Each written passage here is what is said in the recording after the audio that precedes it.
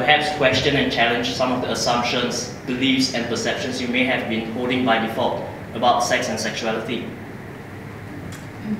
So basically what I try to do at the Art of Taking Personal Responsibility is to try and encourage people to start taking personal responsibility for their own learning, development, and decisions that they make in their lives, so that they can step outside of their comfort zone to really experience the magic of growth, inspiration, and self-actualization through exploration and experimentation in their lives. So what I usually do when I talk about these things globally is to basically explore the relationship of work and life, to talk about how people make decisions in their lives with regards to their future, with regards to their education and things like that. And really, usually what I do is to try and tell people, hey, money isn't everything. We're looking at meaning, we look at meaning, fulfillment, impact, and other things like relationships. And whether we like it or not, sex is one of those things that we do not talk about frequently enough. Because maybe it's inconvenient, maybe it's uncomfortable, but it remains a fundamental part of life, and it's something that I believe we are not talking enough of. So yeah, we don't talk about it enough because it's either inconvenient, embarrassing, we feel uncomfortable about it. It might be something that might get too personal, or we fear that we might be judged if we were to talk about it or we were to ask questions about it. So it's kind of the thing that everyone assumes that everyone else either does it or doesn't, depending on where you're from and what culture you're familiar with. We rather not talk about it, and we rather let other people, the experts, talk about it, or we assume that other people have much more knowledge about it than us. And sometimes when we do talk about it, we end up just gossiping about it and saying, hey, you know, that thing happened to that person, and stuff like that. So this is not my first time doing this. I'm no longer a virgin in terms of making a speech about sex in public. This is my second time doing it. So, but having said that, doing it for a second time doesn't make it any less uncomfortable. It's really a process, and being comfortable with the topic, being comfortable with saying and expressing who you are and what you stand for, it's not a one-off decision, it's not a one-off thing that happens like that the moment you do it. And it's basically a process that you go through, and it's always a decision that you have to grapple with and try to come into congruence with yourself, who you are, what you stand for, and what you believe in. But for three of my friends here who will be sharing later today, it will be their virgin attempt at talking about something like that, and I really applaud them for their courage in doing so, in handling these very sensitive and sometimes challenging topics. And of course, for you guys here in the audience, I really, really applaud you for having the courage to step forward, to come to this sharing here today, to join us today.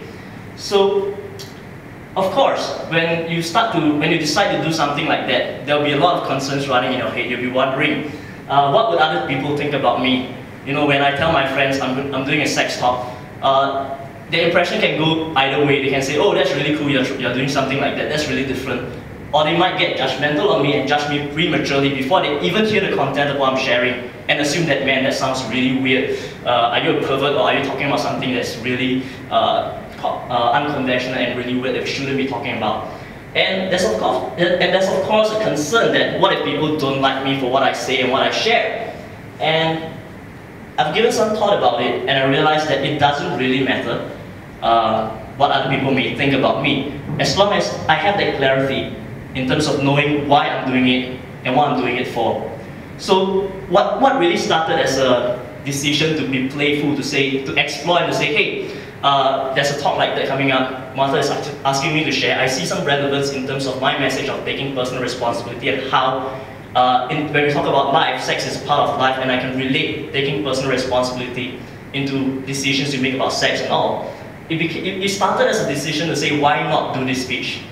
There's relevance there. I don't have any strong protesting or reasons to say no, I shouldn't do it. But why not simply wasn't enough. In order for me to deliver a good sharing session, to have something that's of value and that will have meaning and they'll add value to the lives of the people listening, I had to dig deep into the why.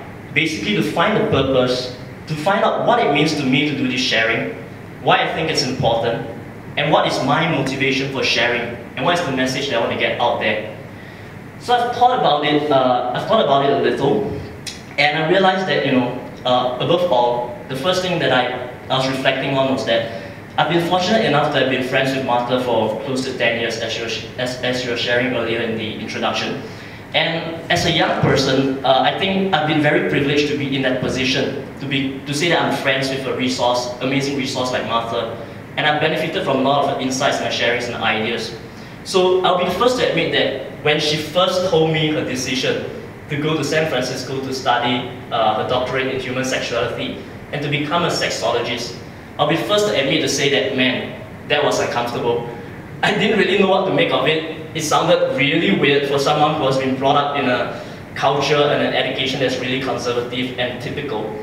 So I didn't really know what to make of it, and of course there was a discomfort there. There was an unease there.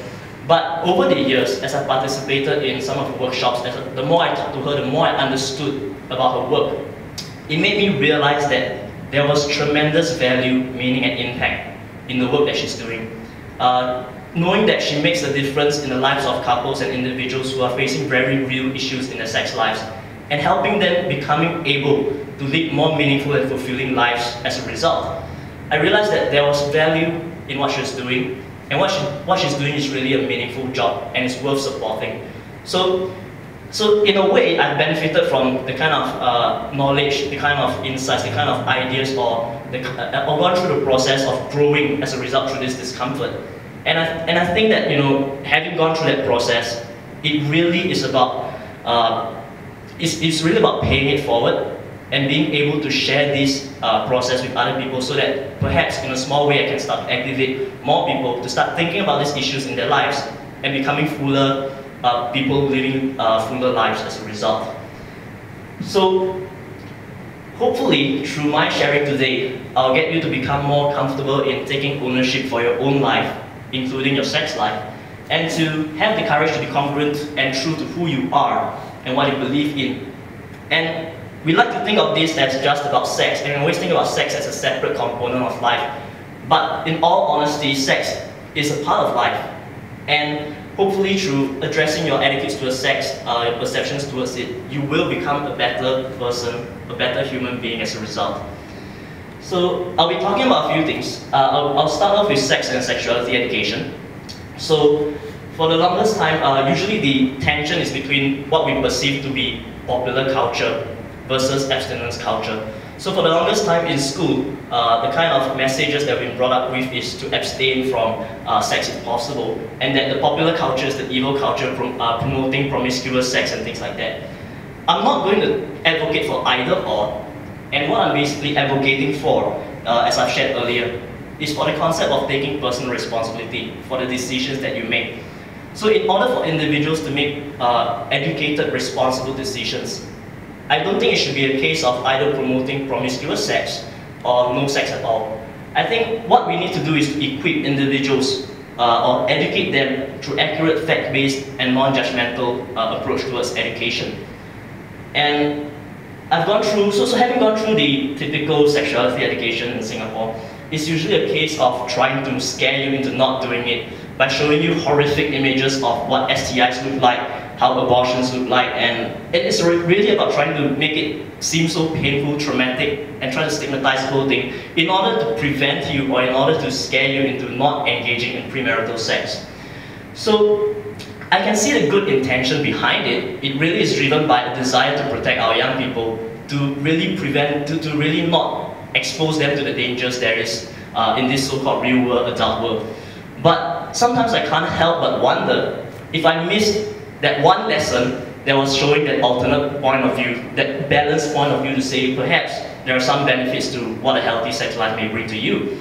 And I can't help but wonder if it's really all that bad.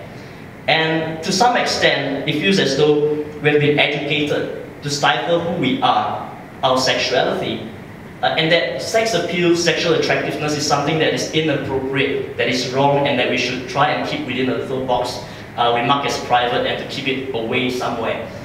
So if that's, you know, if that's the truth, then it seems like you'll be perfectly alright, or it'll be perfectly fine if we are promoting, it seems like it might be perfectly alright if we have a generation of young people who are socially awkward, don't know how to carry themselves, and they won't be getting any sex, but they'll be safe at least from STIs and things like that.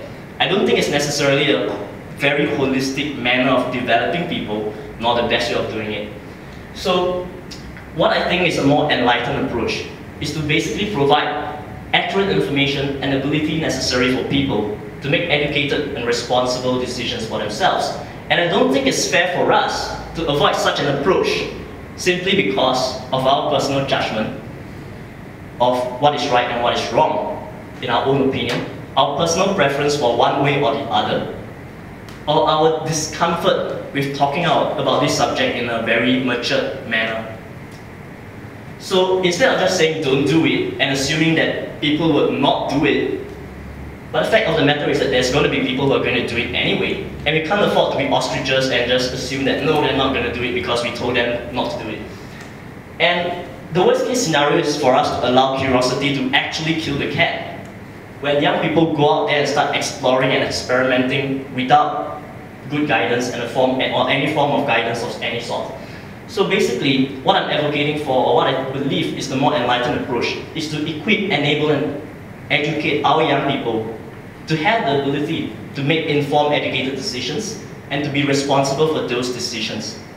And to basically equip them with the life skill to navigate the complexities of the adult world. Because as we all know, there's no clear black and white line. There's no ultimate right or ultimate wrong. It really depends on what is right for you and what you believe is right for you. And to know that, in the event that if you do screw up in life, there's always an avenue for non-judgmental support available for you. Instead of trying to, judge, instruct, and scare us into not doing something without really knowing why, into thinking that sex, not just premarital sex, is something that is bad, to be avoided, to be not talked about, and to feel judged wrong, or feel wrong for wanting to know more, to be curious about wanting to find out more. And in the worst case scenario, be left to their own devices to find information from all sorts of dubious sources and to learn through trial and error in a very dangerous way. So, through having spoken to Martha and gained a better understanding about what sex and sexuality education is all about, I've come to realize that sexuality education is really more than just the act of having sex and how to have protected sex. So for the longest time, these are the only things that we're talking about. But we rarely go deep into other things like the relationship with ourselves, the concepts of love and commitment, how communication is a very important part, not just in sex but in relationships. And of course, there's the whole issue with the law, where we want to make sure that as much as you're free to express who you are, to be true to what you stand for, we want to make sure that we still need provisions to make sure that people don't deliberately do harm to others and break the law in the process. So it also encompasses other things that we are somewhat familiar with, things like religious and cultural views on sex, sexuality and sexual diversity, where we talk about how lesbians, gays, bisexuals, transsexuals, and things like that, and our attitudes towards them. And of course, sexual development, reproduction, HIV, safer sex practices, contraception, birth control, and stuff like that. So that gives you a good idea about what sexuality education is about and what I believe is a more enlightened way towards educating and equipping our youth or young people. The next thing I want to talk about is about awareness and why it's important. So, if this little rainbow bar here represents the entire spectrum of all that is in the world of sex and sexuality, and perhaps the black circle represents our comfort zone of what are the things we're comfortable with experimenting and doing in our own private space. And while the blue circle represents the things that we're currently aware of, things that is happening out there, but you're not necessarily going to try it, but you're aware that it's out there. I think what is important for us is to perhaps try to expand our sense of awareness about what is it out there. And this is why I think it's important. Even though there's no obligation for each of us to stand up here today and say, I have a personal preference for this, I masturbate X number of times a day, or anything like that. I think there's a difference. We need to differentiate between knowing what you want, knowing what you don't want, and know that your personal preference. You need to be clear about your personal preference, and there's no need for you to be public about it. And it's alright, and it's perfectly alright to feel uncomfortable. That's the one thing that we always forget. We think that discomfort is something that is really weird and that we should try to stifle it.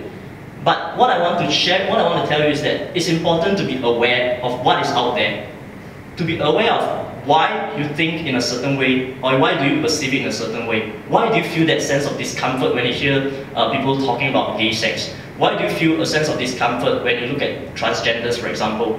So you know the what, and you need to dive deep into the why, and you need to realize what it means for you. Is there something in there? What's the reason for you feeling the way you feel? And it's really about embracing that discomfort and analyzing it. So, because like it or not, a lot of our assumptions, beliefs, and values affect how we think and feel. And how we think and feel leads to, really affects how we act and the decisions that we make. And these results in certain outcomes, and it goes on in that feedback loop. So basically, I think it's important for us to be aware and conscious about this.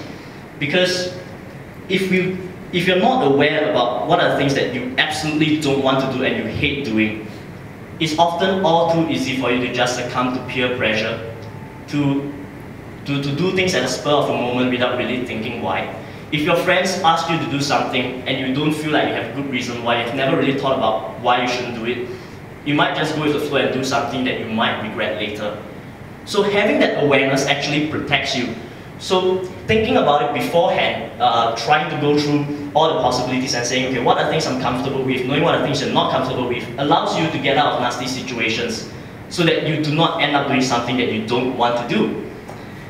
And it also helps you in terms of knowing what you want so that you can move towards what you want in life by knowing what you want and making an effort to increase the likelihood of what you want happening in life. So for example, just take for example, so I'm single right now, and there's a lot of people with a lot of ideas or conceptions or notions that what a single person should behave and how they should act.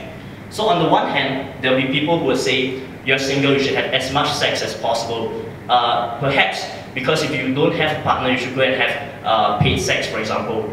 And it will be very easy to succumb to peer pressure if a whole bunch of people are going and it seems like it's normal.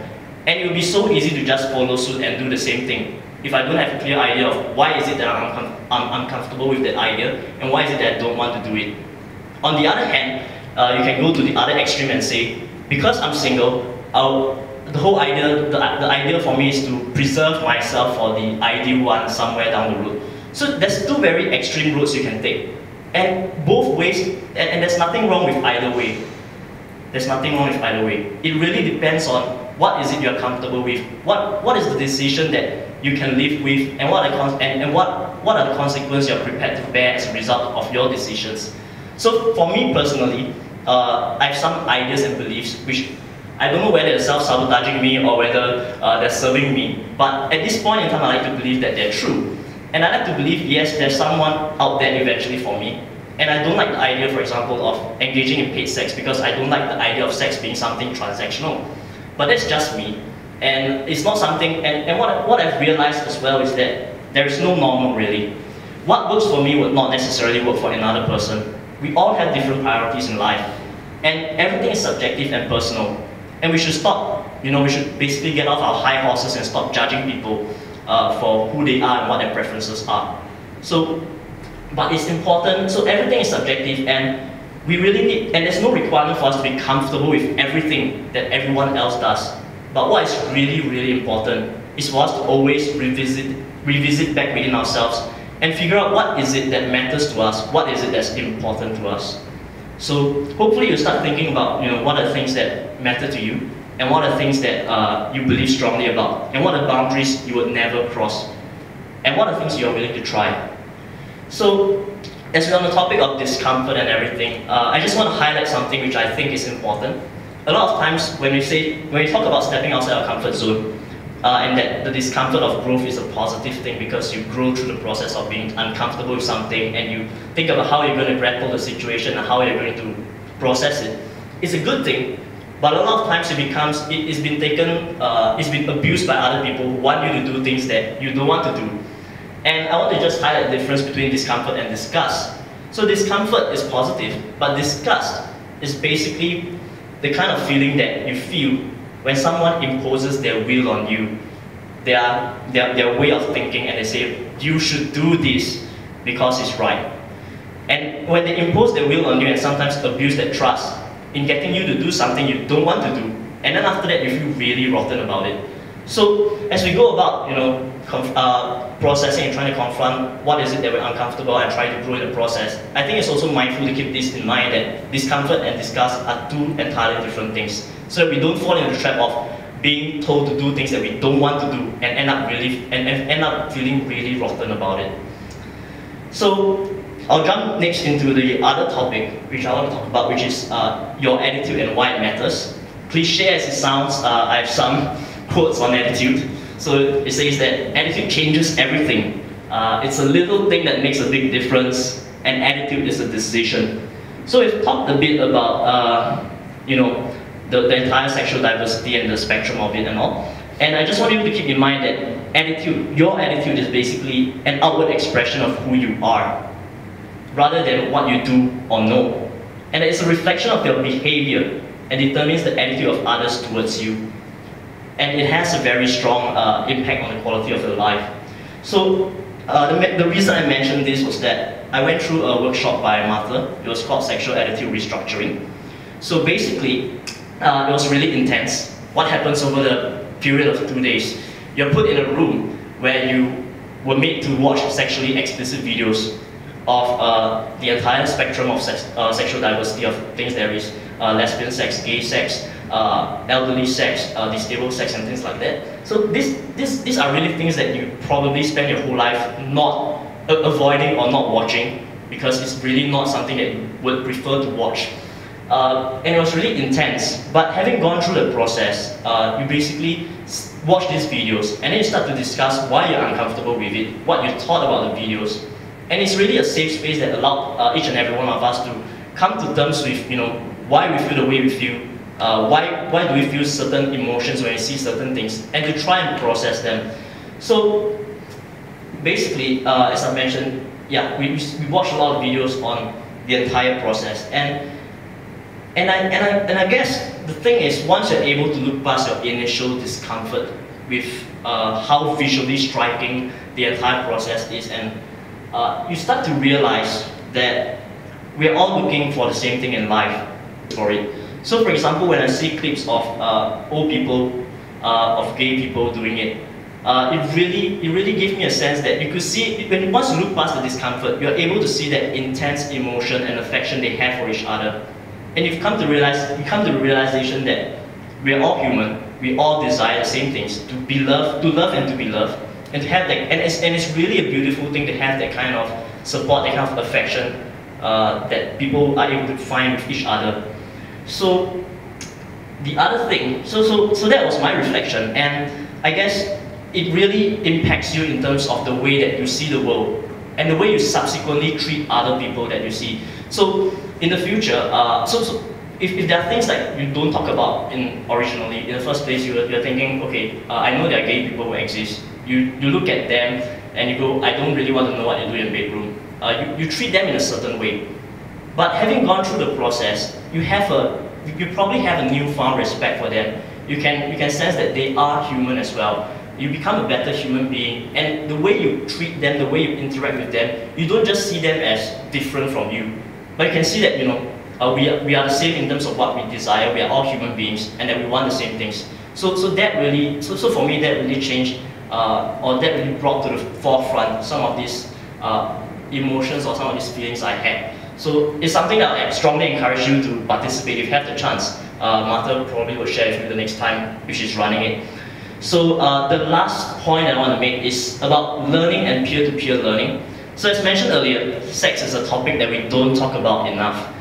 We just assume that everyone knows how to do it. We try to find sources of information on our own. And I think there's some power to be unlocked in terms of sharing and storytelling. What I've mentioned earlier, that there's no requirement for you to talk about it in a very public forum, to share it on a public space.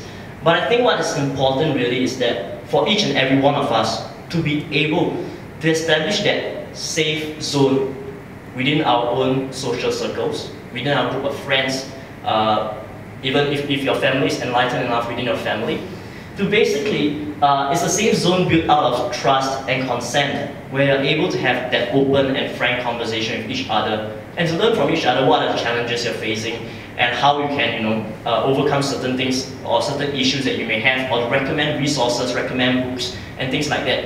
I mean, sex is like any topic in your life. If you can have self-help book in terms of how to improve your career, I don't see why you can't, share about information openly in the same manner about sex. So, and I guess one of the other point I want to make is that in every strong relationship, I believe, to some extent it's evidenced by a sense of safety and security. And I think every relationship is also built upon communication that is open, honest, and frank. And to be able, and parties to the relationship should feel that they are able to mutually express their feelings of support, affection, and love for each other. So I mean, I think it should be, so sex in itself, it should be something that between couples, they should be able to talk about it openly. I don't think it should be a case of either party feeling like they should stifle who they are, what they feel, and what they want, because they fear what their partner may judge of them, or what they might think of them. So this is just something to think about. You might have more reflections on it. And basically, I just want to end off by saying that to a lot of extent, a lot of times we look at, we only notice the differences between you and me, between the people that we see. But the point I want to make is that our differences make us unique, but it's really our ability to connect with each other in terms of what we have in common that makes us really human.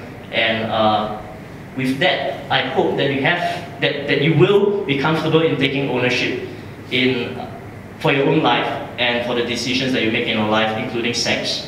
And to have the courage to be congruent and true to who you are and what you stand for and what you believe in.